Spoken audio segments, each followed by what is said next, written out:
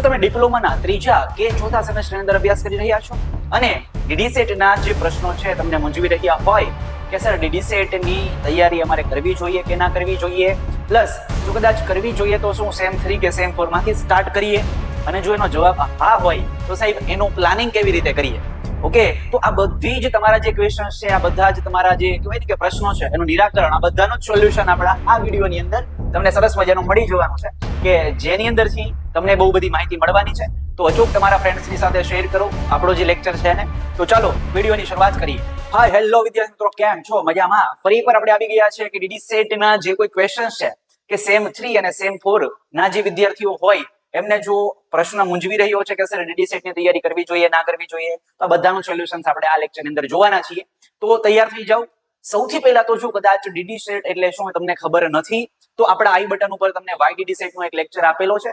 તો ડિપ્લોમાના ત્રીજા કે ચોથા સેમમાં જે ભણતા વિદ્યાર્થીઓ છે એમને પેલા ખ્યાલ તો હોવો જોઈએ કે ડીડીસેટ એટલે શું. ઓકે, ડીડીસેટ શું કામ આપવી જોઈએ, એનાથી આપણને શું ફાયદો થવાનો છે. ઓકે, એટલે પહેલા તો વિડીયો જોઈ આવો. દેન કદાચ જો તમે વિડીયો જોયેલો છે અથવા તમારું નોલેજ છે તો તમારા મગજમાં જે ક્વેશ્ચન્સ થઈ રહ્યા છે કે સર તૈયારી કરવી જોઈએ કે ના કરવી જોઈએ, અને કરીએ તો કેવા પ્રકારે કરવી જોઈએ. ઓકે, તો એની માટે તમને એક બેસ્ટ એક્ઝામ્પલ આપું કે કદાચ માની લો કે તમે સરસ મજાનું ક્રિકેટ રમી રહ્યા છો અને ક્રિકેટ દરમિયાન તમારે રન ચેસ કરવાનો છે, ટાર્ગેટને ચેસ કરવાનો છે. હવે માની લો કે તમને 195 નો ટાર્ગેટ આપવામાં આવે છે કે તમારે જીતવા માટે થઈ 195 રન કરવા પડશે. ઓકે, હવે એ 195 રન કરવા માટે તમારે મહેનત ક્યારથી કરવી પડશે? તો કે સાહેબ પહેલી ઓવરનો જે પહેલો બોલ હશે ત્યારથી જ મારે મહેનત કરવી પડે. ખ્યાલ આવે છે? જો કદાચ એવા સમયે તમે એવું વિચારો છો કે છેલ્લી ઓવરમાં જોઈ લઈશ, બરાબર, સ્ટાર્ટિંગમાં જે કઈ રન મળે થાય તો કરીએ, ના થાય તો ના કરીએ, બાકી જયારે છેલ્લી ઓવર આવશે ને સાહેબ ત્યારે હું લડી લઈશ, તો શું લાગે છે તમને કે તમે મેચ જીતી શકો?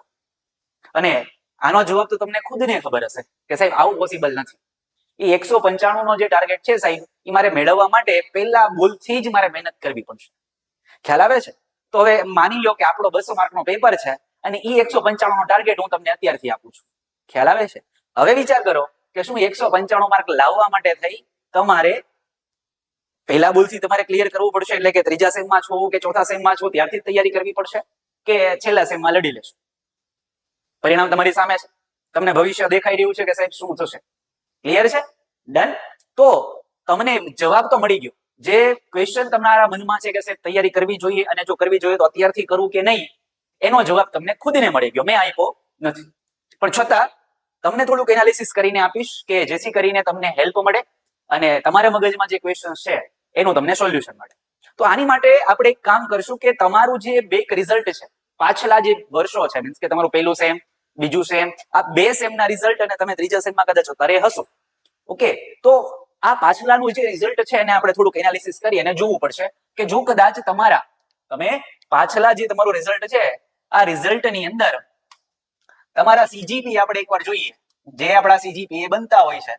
ઓકે, સીજીપીએ કયો કે એસપીઆઈ કયો, જે તમારા યુનિવર્સિટીની અંદર જે તે વર્ષથી થતું હોય એ રીતે. હવે એ જો કદાચ તમારા 6.5 ની આજુબાજુ છે, ઓકે, એટલે કે ઇઝ ઇક્વલ ટુ અથવા તો એપ્રોક્સ 6.5 ની આજુબાજુ મેન્ટેન કરી રહ્યા છો. ઓકે, તો આપણે એક કન્ડિશન વિચારી શકાય કે સીજીપીએ જો 6.5 કરતા વધારે છે એટલે અહીંથી આપણે બે રસ્તા કાઢી કે જો આમાં તમને જવાબમાં યસ મળે કે નો મળે. એટલે અહીંયા જો તમને જવાબ યસ મળે છે તો આપણે જોઈશું, અને અહીંયા જો જવાબ તમને નો મળે છે તો આપણે જોઈશું. હવે તમારો ખોટું ટાઈમ વેસ્ટ નહીં કરું. જો કદાચ જે વિદ્યાર્થી છે એને સેમ 1 માં કે સેમ 2 માં કોઈ પણ બેકલોગ આવી છે, કોઈ પણ બેકલોગ આવેલી છે, બેકલોગ છે અથવા તો એમના જે એસપીએ કે સીજીપીએ એ 6.5 કરતા ઓછા છે. ઓકે, જે વિદ્યાર્થીને બેકલોગ આવેલી છે અથવા તો જેના સીજીપીએ 6.5 કરતા ઓછા છે, આ વિદ્યાર્થીએ અત્યારે જરા પણ વિચારવું જોઈએ નહીં. આને ડીડીસેટ ની તૈયારી હમણાં પોઝ ઉપર રાખવી જોઈએ. સૌપ્રથમ એમનો ટાર્ગેટ શું હોવો જોઈએ? બેકલોગ ક્લિયર કરો, બેકલોગ ને ક્લિયર કરો અને તમારું જે રિઝલ્ટ છે એને ગ્રેટર ધેન 6.5 લઈ આવો. ખ્યાલ આવે છે? એટલે તમારું પહેલું કામ શું છે, જે વિદ્યાર્થી કે જેનું 6.5 કરતા નીચું રિઝલ્ટ છે અથવા તો કોઈ બેકલોગ આવેલી છે તો એમણે અત્યારે ડીડી સેટ ની કોઈ તૈયારી કરવી જોઈએ નહીં. પોતાનું 100% ફોકસ એમની કોલેજની સ્ટડી એટલે કે બેકલોગ ને ક્લિયર કરવું પ્લસ એમનું જે રિઝલ્ટ છે 6.5 કરતા વધારે આપણો ગોલ રહેશે. ક્લિયર છે? હવે એવા વિદ્યાર્થીઓની વાત કરીએ એટલે જે વિદ્યાર્થીઓ કદાચ આ કેટેગરીમાં છે, ઓકે, એમને અહીંયા જવાબ મળી ગયો છે. ડન. હવે કદાચ તમારું જે રિઝલ્ટ છે સીજીપીએ કે એસપીએ તમારા 6.5 કરતા વધારે છે અને તમે બહુ સારું એવું એકેડેમિક પરફોર્મન્સ આપી રહ્યા છો, તો તમારે ચોક્કસપણે ડીડી સેટ ની તૈયારી કરવી જોઈએ અને કરવી જોઈએ. શું કામ? એની પાછળનું તમને રીઝન મેં તમને અગાઉ જ આપી દીધું. ખ્યાલ આવે છે? એમનું જે રીઝન છે મેં તમને અગાઉ આપી દીધું એક્ઝામ્પલ દ્વારા. એટલે તમને ખ્યાલ આવી ગયો કે સાહેબ ડીડી સેટ ની તૈયારી કરવી પડશે. શું કામ છે, કેવી રીતે છે, વિડીયો કીધો જોઈ આવજો. ઓકે, એટલે હવે ધારો કે તમે સેમ 3 માં છો તો તમારી માટે બેસ્ટ ઓપોર્ચ્યુનિટી છે કે તમારી પાસે ટાઈમ બહુ વધારે છે. અત્યારે કદાચ હાલમાં જોવા જોઈએ તો સેમ 5 ના સ્ટુડન્ટ્સ તૈયારી કરી રહ્યા હશે. એ તૈયારી તમે 1 વર્ષ અગાઉ ચાલુ કરી નાખી છે. ખ્યાલ આવે છે? એટલે તમારી પાસે જે સમય છે એ ખૂબ વધારે આવશે. એટલે તમે એની અંદર બહુ બધું કન્ટેન્ટ જોઈ શકશો, બહુ બધી પ્રેક્ટિસ કરી શકશો. તો એનો એક નાનકડો એવો પ્લાન તમને બતાવું કેવા પ્રકારે તમે એને એક્ઝિક્યુટ કરી શકો. કે જો કદાચ સાહેબ તમારું અત્યારે રેગ્યુલર ભણવાનું ચાલુ છે, એટલે પહેલી વાત તમારા રેગ્યુલર સ્ટડીને ઇફેક્ટ થવી જોઈએ નહીં. કોલેજની જે સ્ટડી છે એને ઇફેક્ટ ન થવી જોઈએ, પરંતુ આ પણ જરૂરી છે. જો કદાચ ડીડી સેટ ની તૈયારી નહીં જ કરીએ તો છેલ્લે ભેગું થશે. પછી આપણે ડિગ્રી કરવાની છે તો મનગમતી કોલેજ નહીં મળે. ખ્યાલ આવે છે? એટલે પહેલી કન્ડિશન કોલેજની સ્ટડી ઉપર તો તમે ધ્યાન આપો છો એટલે તમને કન્ડિશન આપી કે તમારું 6.5 કરતા રિઝલ્ટ વધારે હોવું જોઈએ. ક્લિયર છે? હવે જો કદાચ વધારે છે તો એની માટે હું તમને એક બાયફર્ગેશન કરીને આપું છું કે ડીડી સેટ નો જે સિલેબસ છે ને મેં 2 ભાગમાં ડિવાઈડ કર્યો છે. અડધો સિલેબસ સેમ 3 વખતે તમે કવર કરો અને અડધો સિલેબસ સેમ 4 વખતે કવર કરો. એટલે કેવા પ્રકારે કે જો સેમ 3 મેથ્સ ની હું વાત કરું છું, મેથ્સ ની જો વાત કરું તો મેથ્સ છે વસ્તુ એવી છે થોડી કોમ્પ્લિકેટ છે. એટલે સેમ 3 ની અંદર તમે મેટ્રિક્સ ડિટર્મિનન્ટ્સ, ટ્રિગોનોમેટ્રી, વેક્ટર અને કોઓર્ડિનેટ જીઓમેટ્રી જોઈ શકો છો. હવે આમાં બેનિફિટ શું મળશે? તો કે સાહેબ બેનિફિટ એવા પ્રકારે જો તમે સેમ 5 માંથી તૈયારી ચાલુ કરશો તો સેમ 5 માં કેવું થશે કે આ મેથ્સ, ફિઝિક્સ અને ઇંગ્લિશ ને આ બધા જે સબ્જેક્ટ છે એ તમે એપ્રોક્સ સેમ 1 કે સેમ 2 માં જોઈને આવ્યા છો. સેમ 3 અને સેમ 4 તમે કાંઈ પણ તૈયારી નહીં કરો અને સેમ 5 માં ફરીવાર ડીડી સેટમાં તમારે આ જ જોવું પડશે. એટલે વચ્ચે એક આખા વર્ષનો ગેપ પડી ગયો જે તમારું જેટલું કન્ટેન્ટ છે એને ઝીરો કરી નાખે છે. ક્લિયર છે? એટલે જો આપણે આપણું મેથ્સ અને આપણું ફિઝિક્સ આ બે ખૂબ અગત્યનું છે. આનું કન્ટેન્ટ આપણે 1 બાય 1 સેમેસ્ટર વાઇઝ જો ક્લિયર કરતા ગયા ને, કેમ કે સેમ 1 માં તમે ભણો છો, સેમ 2 માં પણ ભણશો. ઓકે, એટલે ત્યાં તો તમારું કન્ટેન્ટ રેડી થાય જ છે. હવે ખાલી સેમ 3 ની અંદર આ કન્ટેન્ટનું તમારે શું કરવાનું છે? કોન્સેપ્ચ્યુઅલ એના જે કોઈ એમસીક્યુ ની અંદર કન્વર્ટ થાય છે બસ એ કોન્સેપ્ટ જોવાના છે. કેમ કે આપણે એમસીક્યુ અત્યાર સુધી જોયા નથી. ઓકે, અને ડીડી સેટમાં ઓન્લી એમસીક્યુ આવશે. એટલે આપણે જે હવે કન્ટેન્ટ જોવાનું છે એમસીક્યુ ના ફોર્મેટમાં જોવાનું રહેશે. ક્લિયર છે? એટલે હવે તમારે અહીંયા શું કરવાનું છે? Matrix, determinant, trigonometry, vector, coordinate, geometry same 3 માં જોઈ લેવાનું છે. અને સેમ 4 ની અંદર ફંક્શન લિમિટ, ડિફરન્શિએશન, ઇન્ટિગ્રેશન અને એની એપ્લિકેશન્સ અને લોગ, આ જે ચેપ્ટર છે તમે સેમ 4 માં જુઓ અને આ ચેપ્ટર તમે સેમ 3 માં જુઓ. હવે તો કે સાહેબ અત્યારે તમારી પાસે એક બહુ મોટું વેકેશન આવવાનું છે. ખ્યાલ આવે છે? જેને આપણે કહીએ છીએ દિવાળી વેકેશન. સેમ 3 માં છો, દિવાળી વેકેશન આવશે તો ભાઈ ભરપૂર પ્રમાણમાં એનો યુટિલાઇઝ કરી લો, કેમ કે હજી તમારી ફાઇનલ એક્ઝામ ને આવવાની વાર છે. એપ્રોક્સ ડિસેમ્બર ની આજુબાજુ જો તમારી એક્ઝામ છે અથવા તો એના પછી છે તો તમારી પાસે ખાસો સમય છે. ક્લિયર? એટલે તમારા જે સ્ટડી છે ને ઇફેક્ટ જરાય નથી થવાની. વેકેશન માં યુટિલાઇઝ કરવાનો છે. પ્લસ જ્યારે તમારું સ્ટડી ચાલુ છે ત્યારે એક વીકના તમારે શું કરવાનું છે? 1 વીક. આની માટે 1 વીક ની અંદર તમારે મિનિમમ ટુ મિનિમમ કેટલા કલાક? તો કે સાહેબ 10 કલાક ડીડી સેટ ને ફાળવવાના રહેશે. બરાબર છે? ડીડી સેટ ને કેટલા કલાક આપશો? 10 કલાક. આ 10 કલાકની અંદર એક તમારું ચેપ્ટર સરસ મજાનું ક્લિયર થઈ જાય. કેટલા ચેપ્ટર આપ્યા મેં તમને? આ પહેલું, બીજું, ત્રીજું અને ચોથું. 4 ચેપ્ટર આપ્યા સેમ 3 માં. ખ્યાલ આવે છે? આવા જ ચેપ્ટર તમને ફિઝિક્સ ની અંદર યુનિટ મેઝરમેન્ટ, ક્લાસિકલ મિકેનિક્સ અને ઇલેક્ટ્રિક કરંટ, આમાં 3 જ ચેપ્ટર આપ્યા. આમાં 4 ચેપ્ટર છે, આમાં 3 ચેપ્ટર છે. ઇંગ્લિશ ની અંદર કેવું છે? અનસીન પેસેજ છે, થિયરી ઓફ કમ્યુનિકેશન છે, ટેકનિક્સ ઓફ રાઇટિંગ છે. એટલે આમાં એપ્રોક્સ 3 તમારા યુનિટ ટાઈપ છે.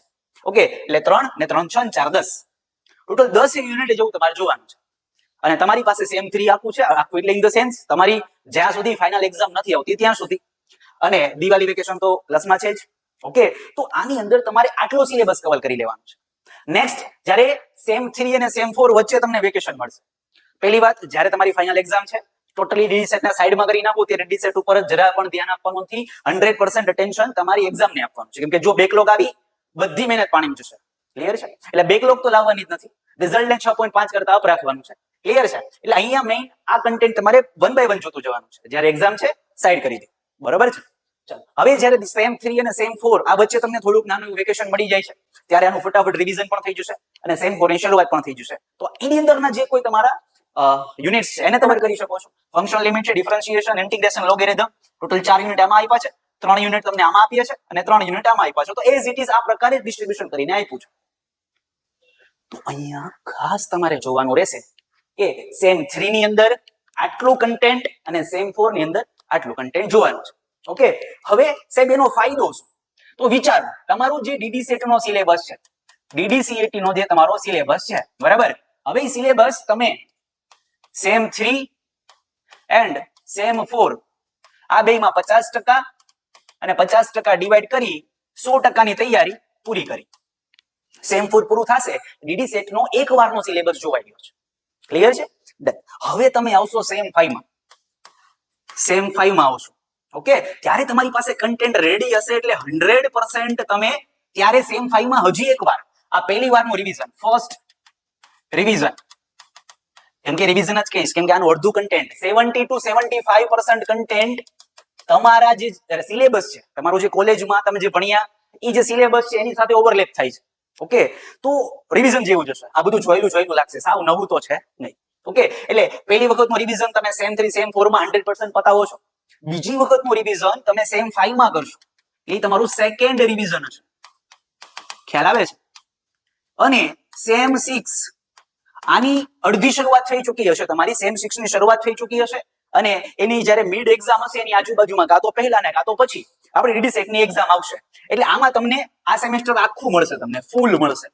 બરાબર, આખું સેમેસ્ટર મળવાનું છે. આ બંને પણ તમને ફૂલ મળવાના છે અને અહીંયા તમને હાફ મળવાનું છે. ઓકે, તો અહીંયા તમારું જે 100% છે એ થર્ડ રિવિઝન થશે. ખ્યાલ આવે છે? વિચાર કરો, જે વિદ્યાર્થી પેલા ભણતો હોય, ઓકે, ધેન ફર્સ્ટ રિવિઝન એ સેમ 3 સેમ 4 માં કરે છે ડિટેલમાં એનાલિસિસ કરીને, ધેન એનો જ કન્ટેન્ટ નું રિવિઝન સેમ 5 માં સેકન્ડ રિવિઝન થાય છે અને સેમ 6 જ્યારે હાફ હશે આપણી પાસે ત્યારે એનું થર્ડ રિવિઝન થાય છે. અને અમુક વિદ્યાર્થીઓને તો એટલી પણ હિન્ટ આપીશ કે ભાઈ અહીંયા જ્યારે સેકન્ડ રિવિઝન અને થર્ડ રિવિઝન કરો છો ત્યારે MCQ ની શરૂઆત કરી દો સોલ્વ કરવાની. ઢગલો MCQ લઈ આવો અને તમે એના સોલ્વ કરો. બસ આ જ કન્ટેન્ટ અને આ જ પદ્ધતિથી જો તમે ચાલ્યા તો જે તમારો 195 નો સ્કોર છે ઇઝીલી તમે કવર કરી શકશો. બરાબર છે? હવે આની માટે કલ્પવૃક્ષ એકેડમી તો ઓલવેઝ તમારી સાથે છે જ. ઓકે, એટલે આની આ જે કોઈ વિડિયો લેક્ચર્સ છે, આની જો કોઈ PDF છે, MCQs છે, એ આપણા ટેલિગ્રામ ચેનલ છે એની અંદર આપણે અપડેટ કરતા હોઈએ છીએ. પ્લસ આપણી જે YouTube ચેનલ છે એની અંદર તમને બધી જ માહિતી મળતી રહેશે.